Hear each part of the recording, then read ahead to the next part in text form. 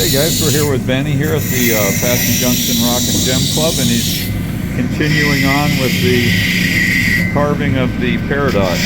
Yeah, we found some really rough spots when we started polishing earlier, so we're going to go back and cover the areas that still have scratch marks. We're going to work from 1200. Okay.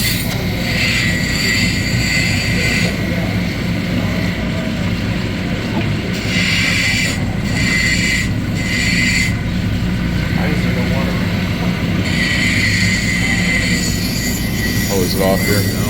Yeah. Alright, I think I'm pouring down. My bad.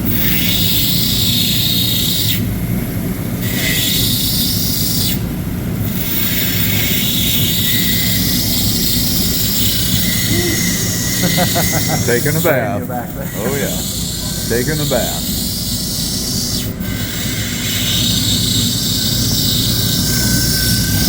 I'm just going to be over your shoulder. Heard.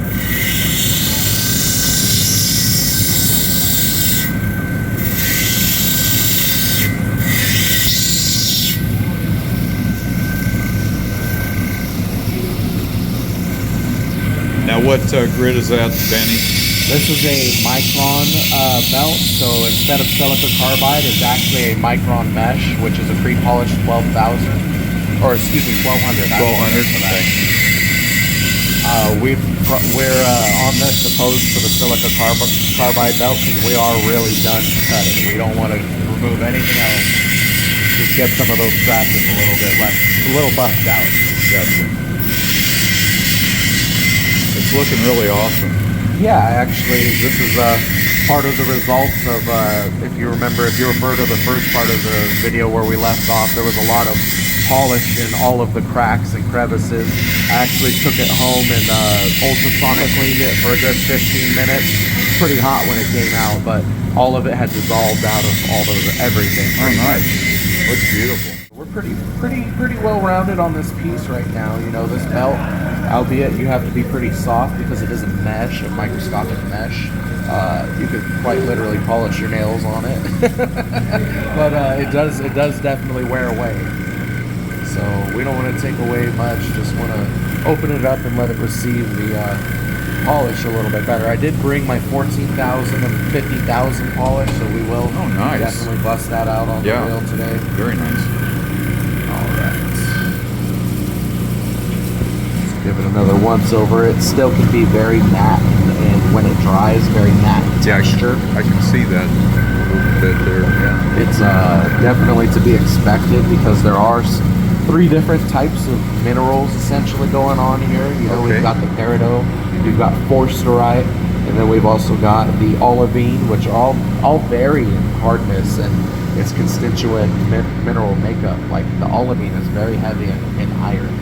Very heavy, and that's sometimes it'll be suffused in the particles of the stone. So is that the hardest of the material, the 3 materials? It is the hardest of the 3, but it is also only the second most mature. So it can definitely be hard to work with for some people. Let's move over to the wheel now. So we're going to start on the softer wheel. They both have ZAM on them, but if you look, this one has had all the seams kind of gone through, and then this one is still very firm. Still firm. So let's get one look at it while it's dry from the texture that we had earlier. So it is pretty cut. Oh yeah. It's getting there. It's getting to the pre-polish. Kind of turn them around there, Benny, so we can just see the... I got a little bit of water still on my hands, so... It's still very matte. Yes. Very nice. Coming together.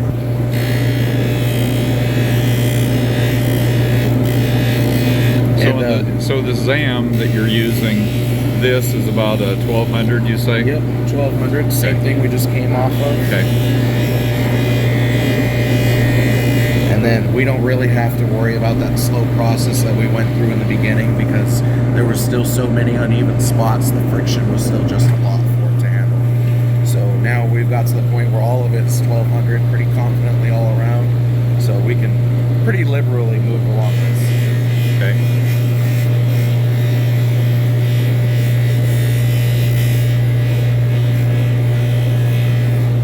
you worried about being too aggressive with that, with building heat up, or is it Not too much the wheel's anymore. so soft it's not going to create as much friction as the other wheel?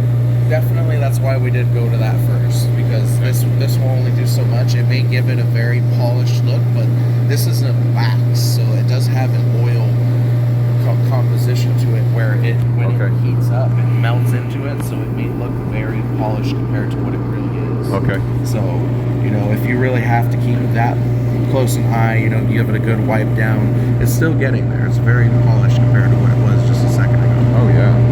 And that is completely dry too. So this was a large specimen that came from the San Carlos Indian Reservation. And you guys originally thought that this was going to be the record keeper, being the biggest piece, but it turned out it's not. But it's a pretty close second, though, huh? The original weight was at 70 grams, which if you guys calculate that at home, that's 350 carats in carat weight. The record that we found from the Mineralogical Society of America was over 4,000 carats. So, oh gosh, yeah, it's a long ways. Some weight, but it is one of the biggest found in the last 3 years, but not 5. So not quite a record holder. We're 2 years shy and several thousand carats or 100 grams behind. Typically, when you deal with something of a certain size or enormity, you just go by the next most obvious weight. This one might even just be bothered to be weighted in ounces. Yeah, this one has a ways to go. 70 grams is no joke. This is still a hunk. Yeah, it's gorgeous.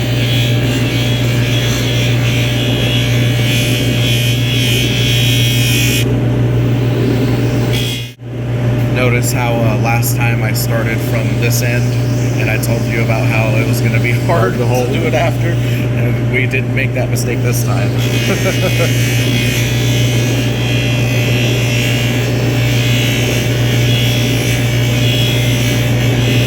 There's still a lot of finger rotation involved in the polishing. You don't want to stay in one spot. 1, because your polish does wear off, but 2, because it will cut lines into it. This is still 1200 with diamond. So even still, you're going to have microscopic or real fine scratches in it. The pen is mightier than the sword, especially when it has diamonds on it. And here's the stuff that Benny's using here. It's called Zam buffing compound.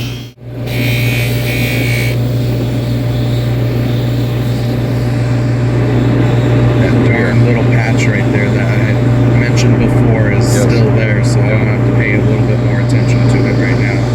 So we're gonna go against the grain. The grain is going this way, so we're gonna polish it like that. But it's taking it lovely everywhere else.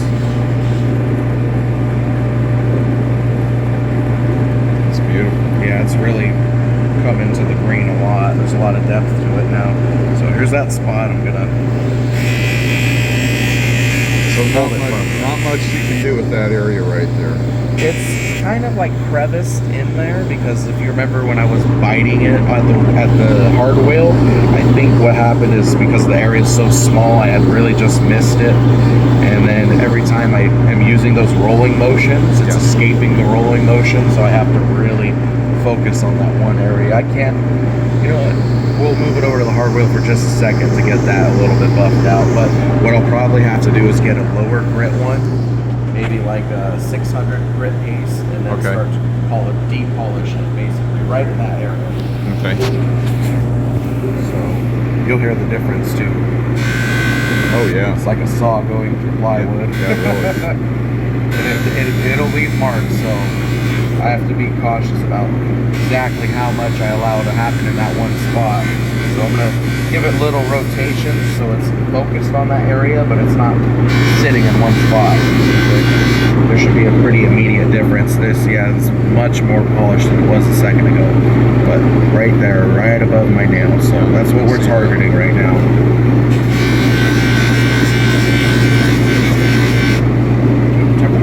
Wow, hey. Chihuahua, Got myself there. The polish is definitely getting there, though. Let's give that just 1 second. because this is the hard wheel. We already talked about that, and then we're hitting a rough spot, so it's just crazy. Like even just that small of an area will generate exponentially more heat than it would in a soft area or a fully polished area. And being an area that's kind of a sensitive area anyways, you don't want to have that heat building up in there to open a fracture up or something. Right now, when I just basically probably burned myself. So really, that hot? Yeah. Oh, absolutely. Wow. Just in an instant.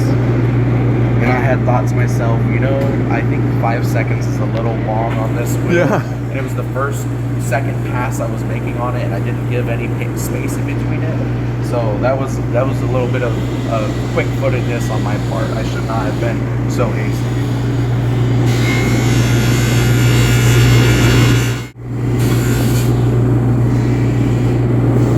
Just about out. It's really, really polished. Yeah, get a zoom in on that and see where you're at. Right in between my fingers. Kind of rotate a little bit.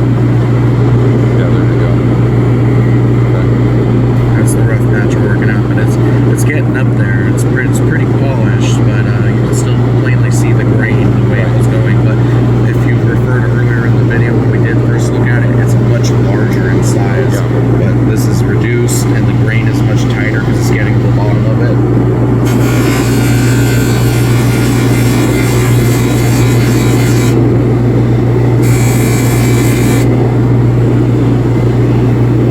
That's what we'll do. We'll do about 3 Mississippis. Give it about 3 Mississippis to cool down. There we go. Let's get there.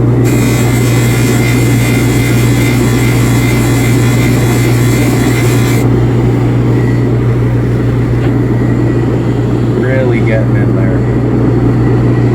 It's going to take quite a few passes though.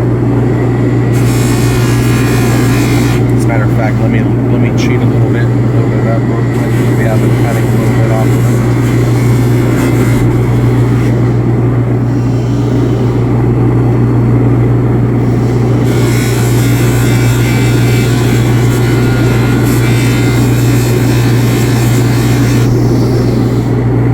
See all the wax building right beneath where I'm hitting it in that area.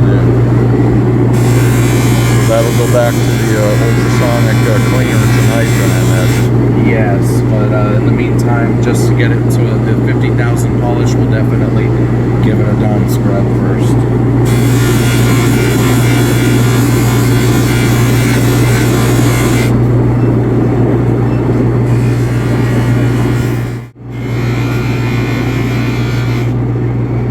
I'm going to turn it sideways. I'm going to apply a little bit of pressure here, just a little bit. So typically what I try to do is only focus on extending my fingers because you don't want to lean into it. You know, I may hunch over it, but it's because I'm watching what area I'm hitting at what point of the belt. You got to remember there's only one point of contact essentially, you know.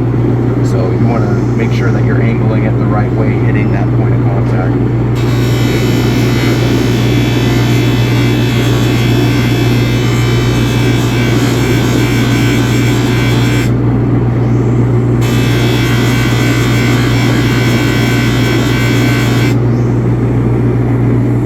Getting there. It's just about there. Now it's just scratch marks. Everything's polished in between.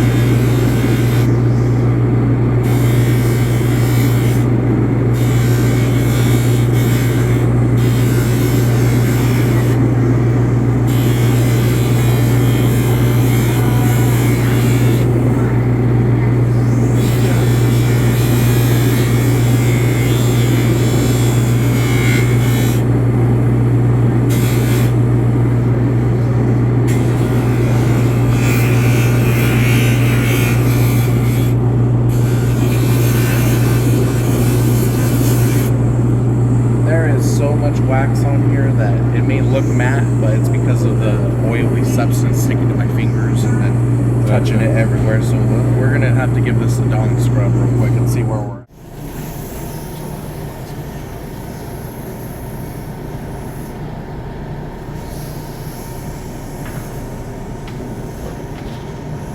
Let's get a shot of that.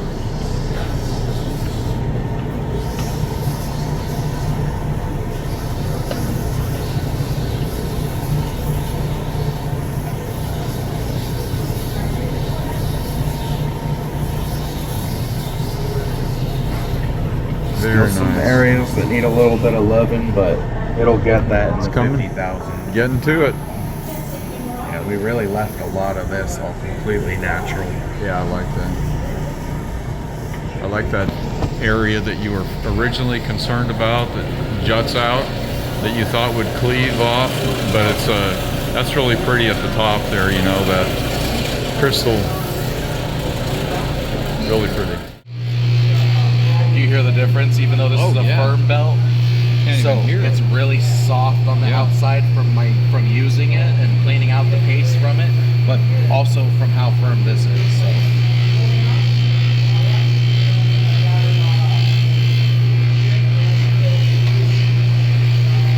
This one's nice because you can put a little bit of pressure on it, but you really don't need to. Let the tool do the work.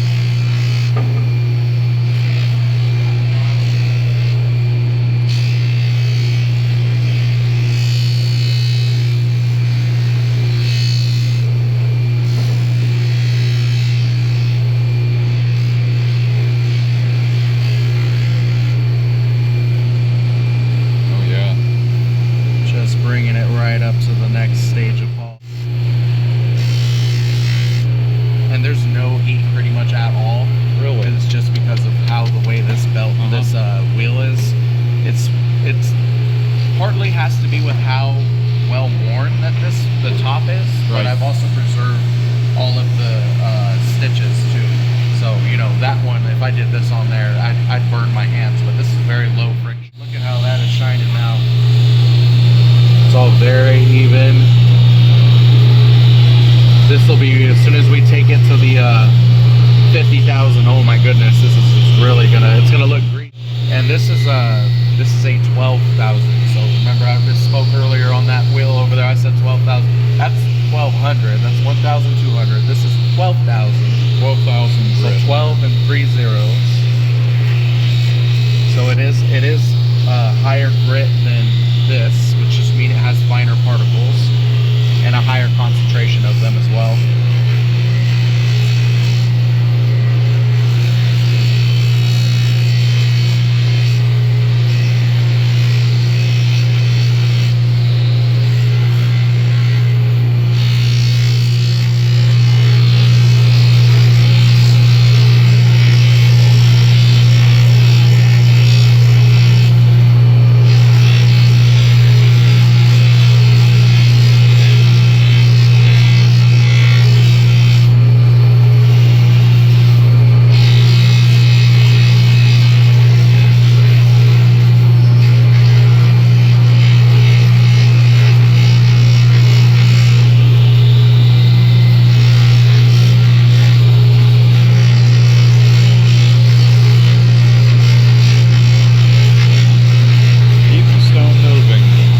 Oh yeah, definitely want to just, I don't have too much paste on here, so I'm going to try and liberally apply it as much as I can, but the heat is so low, it's not evaporating, it's staying on there.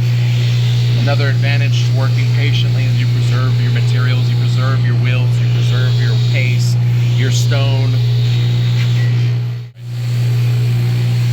Man, that is really shiny. You can really see it in the light down there. Absolutely, yeah, it is really going. It's a good shot down there in the light. You can practically see my face in it. Wow, look at that. So guys, you remember what that looked like when he first started. And it was beautiful when he first started with all the crystals and everything, but man, look at that now. It is getting time to where we are going to take this to 50,000.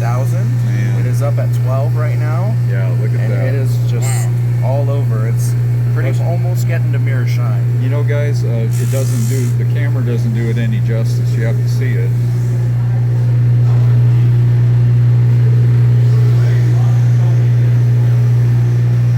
this little corner over here. We're gonna have to take it for another Dawn scrub because I don't want to contaminate someone else's 50,000 wheel with all the stuff stuck.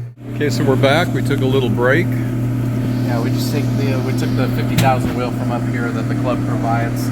We're gonna use it to start putting the final polish on this.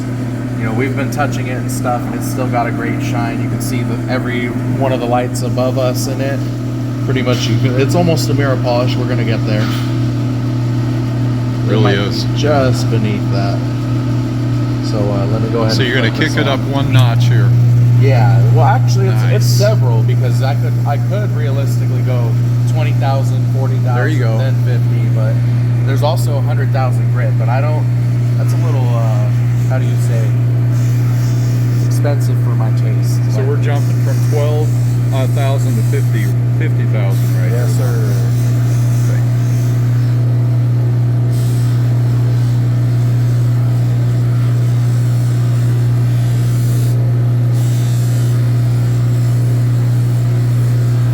This wheel's extremely soft.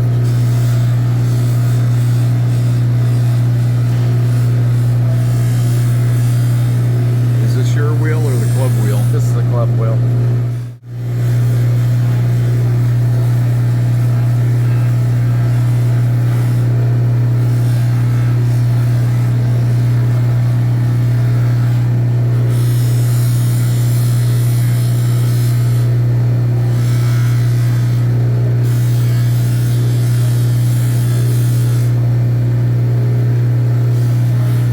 Hardly no heat being generated right now, Benny. Very little, very, very little. This is a soft wheel. This paste is very fine. We've already taken it very far into the polishing process. We definitely spent a good amount of time with it.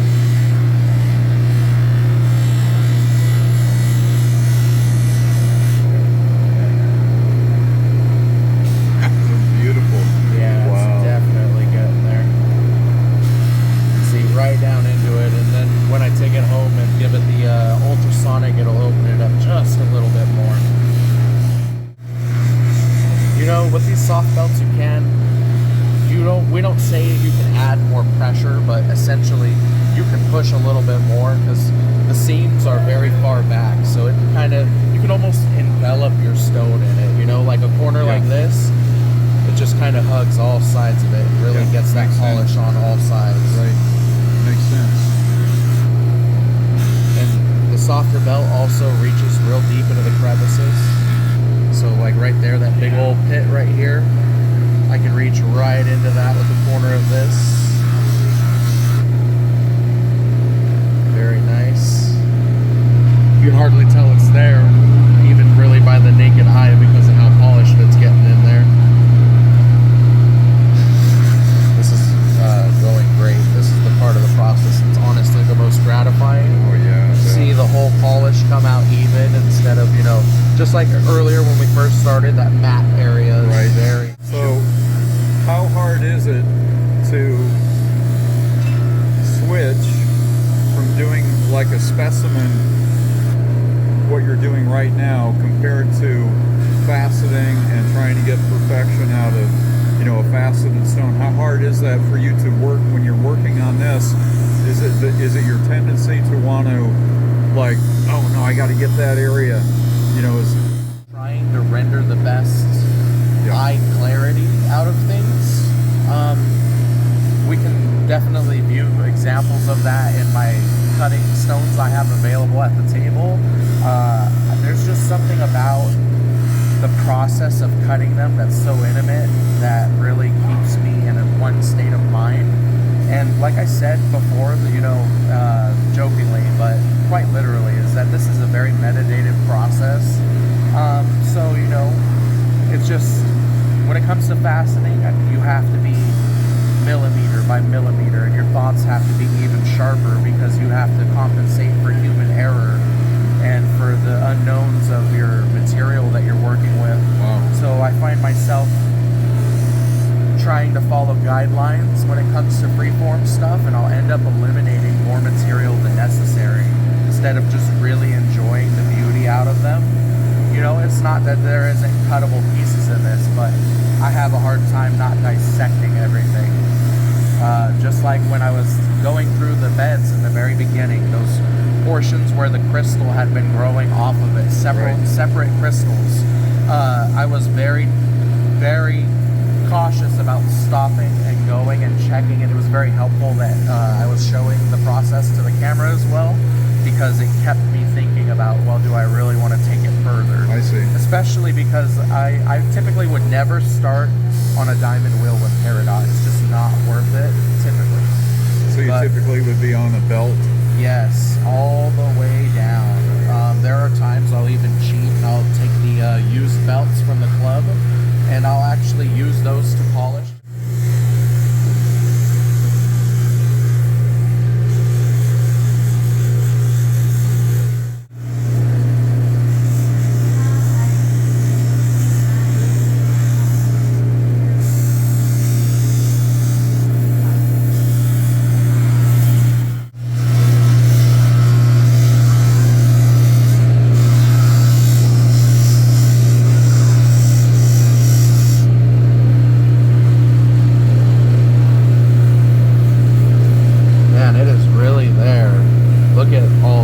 Straight into there. Goodness gracious. And that's the area, by the way, that we had a hard time polishing away. Right there, bam. Wow. It is completely gone. You can see straight through it now. Go ahead and rotate it, Benny. Oh man, there you go. The colors of that. It's just wow. Beautiful. There is a little bit of polish paste in certain areas mucking up the clarity, but even up here we're starting to get a good shine into the natural crystals too. But there's a lot of crevices, so we're going to work in there. And good thing this wheel opened up a little bit more because it'll be easier now.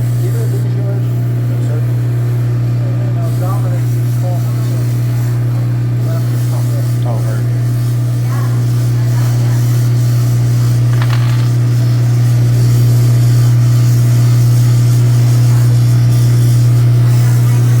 The thing that's rough about these types of patches of areas is that they don't really have any particular way to angle into it.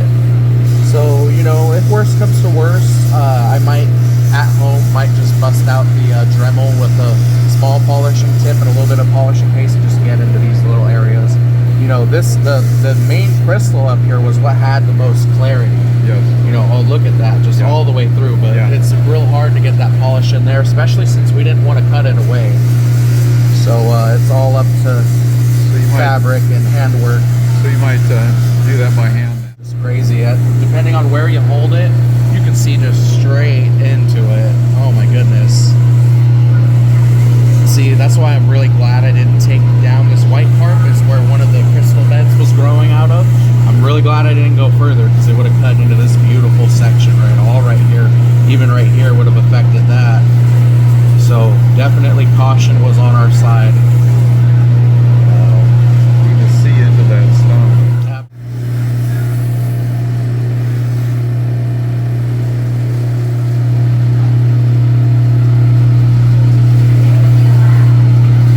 Oh yeah, right there. It's just a great shot right there. Because you got it by your thumb and up front. It's a beautiful color and a lot of depth to it too.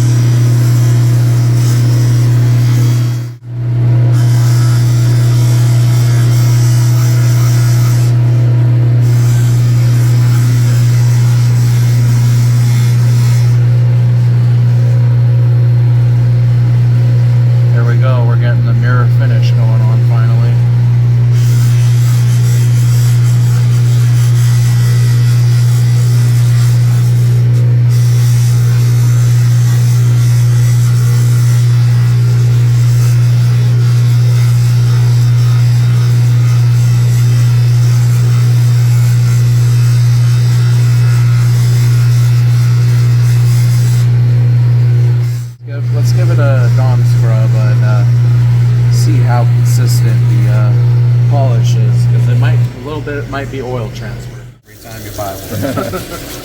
We tend to go through a lot of this stuff. All right, not dry, but Not most dry. all that polish out of there. Okay, this is after the wash and dry here.